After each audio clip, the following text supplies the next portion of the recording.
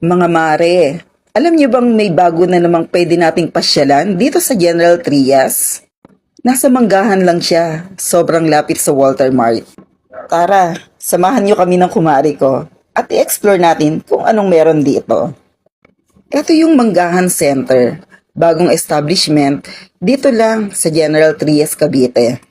Sa totoo lang, hindi ko ine-expect na ganito pala kalawak yung place. Pagpasok pa lang, ang laki na ng area. At ang daming pwedeng puntahan. Kaya naman, enjoy talagang maglakad-lakad. Hindi siya yung tipong mabilis mong malilibot. Pinaka nagustuhan ko dito, ang daming choices ng kainan. May Korean food, Japanese restaurant, mga chicken restaurants, bakery. Tapos may iba't ibang food kiosk pa. Kaya kahit ano pang cravings mo, tiyak na may mapipili ka talaga. Kung gusto mo ng Korean food, meron. Kung Japanese naman ang trip mo, meron din. Tapos kung gusto mo lang ng mabilisang kain o di kaya merienda, ang dami ring options. Perfect talaga kung family kayo o barkada kasi iba-iba ang gusto ng bawat isa, di ba? Tapos eto na nga, umakyat kami sa second floor. At dito, lalo kaming na-excite. Ang daming home finds, grabe.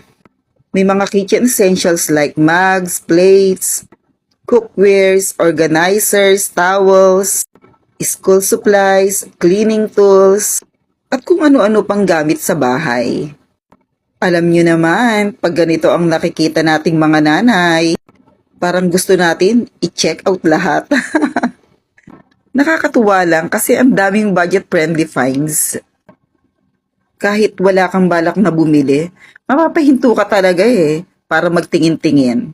Hindi man namin naikot lahat ngayong punta namin.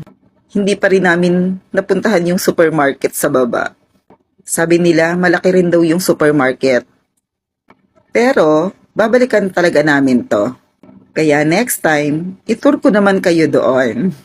So kung taga General Trias kayo, o mapapadaan dito sa Manggahan, i-add nyo na to sa listahan nyo. Shopping, food trip, at window shopping in one place. Kung gusto nyo ng part 2, comment lang kayo mga mare. Kita-kits sa next vlog!